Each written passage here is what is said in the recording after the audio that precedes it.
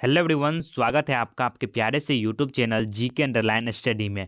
आज के इस वीडियो में हम आप सभी लोगों को 5 फरवरी इंग्लिश एग्जाम के लिए पोएट्री सेक्शन का 4 महत्वपूर्ण समरी बताने वाले हैं जो आपके पेपर में पूछे जाने वाला है। इन चारों समरी को आपको परीक्षा देने से पहले एक बार जरूर पढ़कर जाना है। इससे पहले हम आपको प्रो सेक्शन का 4 समरी बता चुके हैं। Indian civilisation and culture, Bharat is my home, a pinch of snuff and I have a dream. इन चारों को आपको तैयार करके जाना है और जो हम आपको यहाँ पर पोएट्री में बताने वाले हैं इसे भी आप तैयार करके जाइएगा। तो चलिए हम आपको सभी जो समरी है पोएट्री का करा देते हैं। तो पहला जो है द अर्थ का पोएट्री है और यह एच.ई. बिट्स के द्वारा लिखा गया है। तो द अर्थ इज ए पोइंग जो है ना poignant story of a simple looking son Benji and his cruelty towards his friend parents. In this story H E. Bates has drawn attention towards the faulty upbringing of children by the parents and its facts consequence. He also advised not to depend on destiny but on honest labor. तो यह जो story है यह एक simple लड़का जो है ना बेंजी पर आधारित है, जिसमें उन्होंने दिखाया कि बेंजी किस प्रकार से बचपन में उतना ज़्यादा तेज तर्रार नहीं था, लेकिन जब बड़ा हुआ तो किस प्रकार से उन्होंने अपने परिवार को, अपने पेरेंट्स को ही घर से अलग कर दिया। जब उसका शादी हुआ, जब वो अच्छा हैंड का बिजनेस जो है अच्छे तरीके से करने लगा, तो वो किस प्रकार से अपने परिवार के साथ किया व्यवहार, उसी को इसमें दर्शाया गया है इस स्टोरी में। तो यहाँ पर हम आपको सभी चीज़ बता देते हैं। देखिए, बेंजी जो ओनली सन ऑफ जॉनसन जो है ना, बेंजी जो है वह जॉनसन का इकलौता पुत्र था। ही इज सिंपल बॉय, वो एक साधारण लड़का था। His father thinks that he does not process intelligence enough to be successful in his life. The worried parents took him to a doctor. The doctor suggested him to engage in some business for mental development. जो है ना वो एक साधारण लड़का था, उसका जो है दिमाग की स्थिति उतना ज़्यादा नहीं था, तो वो डॉक्टर से दिखाया तो डॉक्टर ने बोला कि इसे आप बिजनेस जो है ना कुछ बिजनेस इसे करना सिखाइए, जो है ना उसमें करेगा तो इसका जो दिमाग का जो है ना विकास होगा।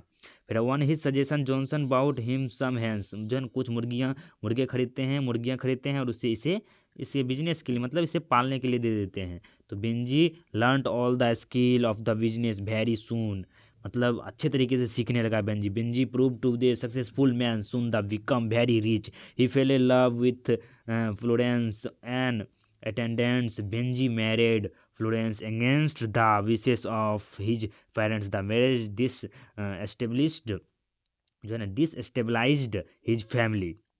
उसके बाद देखिए नेक्स्ट है जो है ultimately Benji took his parents out of house and left them on to their fortune. The author has expose that Benji is not all to blame. The parents have failed to regenerate human feelings in him. तो इस तरह से यहाँ पर इसका summary हो गया the earth का। और अगर आपको हिंदी इसका अच्छे तरीके से समझना है तो यहाँ पर देखिए कुछ जो है ना कठिन शब्द का यहाँ पर हिंदी भी दिया गया है, वर्ड का देख सकते हैं, और इसका हिंदी में भी यहाँ पर ही दिया गया है इसका सारांश। तो आप इसे एक बार अच्छे तरीके से पढ़ कर जाए, क्योंकि ये आपके परीक्षा में आ सकते हैं। उसके बाद देखिए नेक्स्ट जो है वह ऑड टू ऑटम पर है और यह जॉन कीट्स के द्वारा लिखा गया है। तो इसमें आप लोग पढ़े होंगे, हम आपका ज़्यादा समय नहीं लेंगे, इसमें हम आपको सिर्फ बता देते हैं कि इसमें क्या है, इसका कंटेंट आपको किस प्रकार से लिखना है। तो ode to autumn has been composed by a great romantic poet John Keats के द्वारा।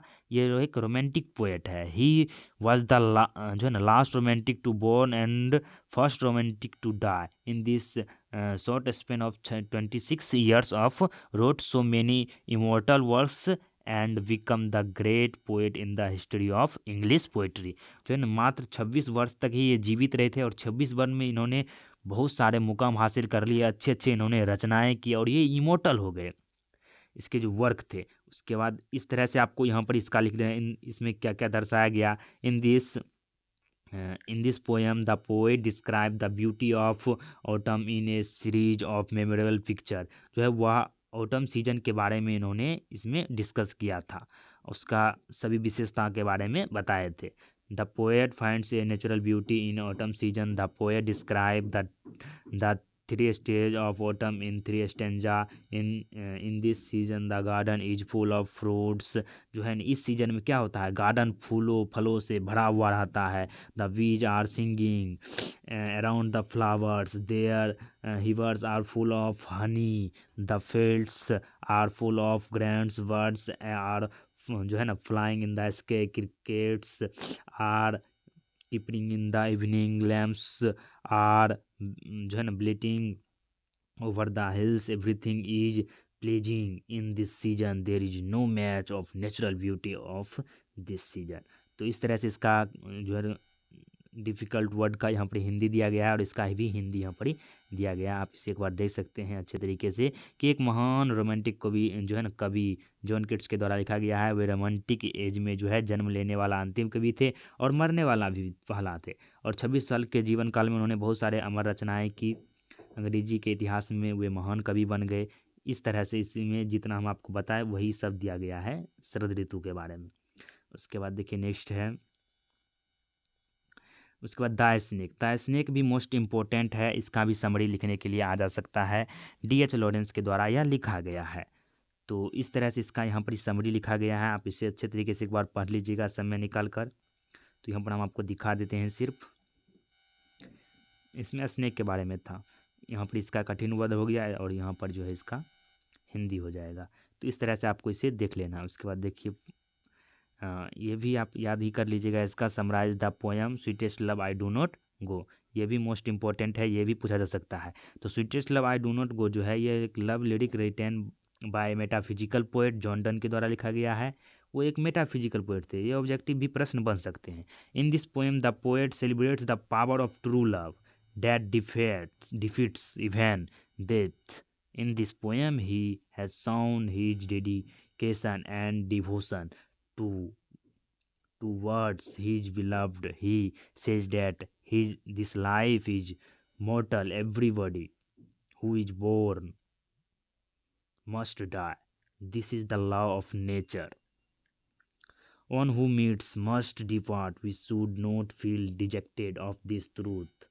we should accept it as the truth of life। the poet accords his beloved that true love does not die and true lover cannot be separated by death। man is mortal but love is immortal। the poet promises her that his return will be faster than the sun। he also laments over the helplessness of human destiny। the poet expresses his love saying that even if he dies he will present in her so there is no question of separation from you। इसमें जो है John Donne ने ये इसमें लिखा था sweetest love I do not में, मतलब हे प्रियतम मैं तुम्हें छोड़कर नहीं जा रहा हूँ। जब वो बिछड़ते हैं तो वो अपने जो प्रियतम से वो कहते हैं, तो क्या कहते हैं, तो उसी में इन्होंने कह रहे हैं कि मृत्यु तो निश्चित है, ये तुम्हें भी पता है हमें भी पता है, लेकिन जो प्यार होता है प्रेम होता है ट्रू लव वह इमोर्टल होता है। वह जो है मैन भले ही मोर्टल है लेकिन जो लव होता है वह इमोर्टल होता है। तो उसी के बारे में बताते हैं और कहते हैं कि मैं सूर्य की रफ्तार से तुम्हारे पास जो है ना पुनः आ जाऊंगा, रिटर्न आ जाऊंगा, तुम चिंता मत करो।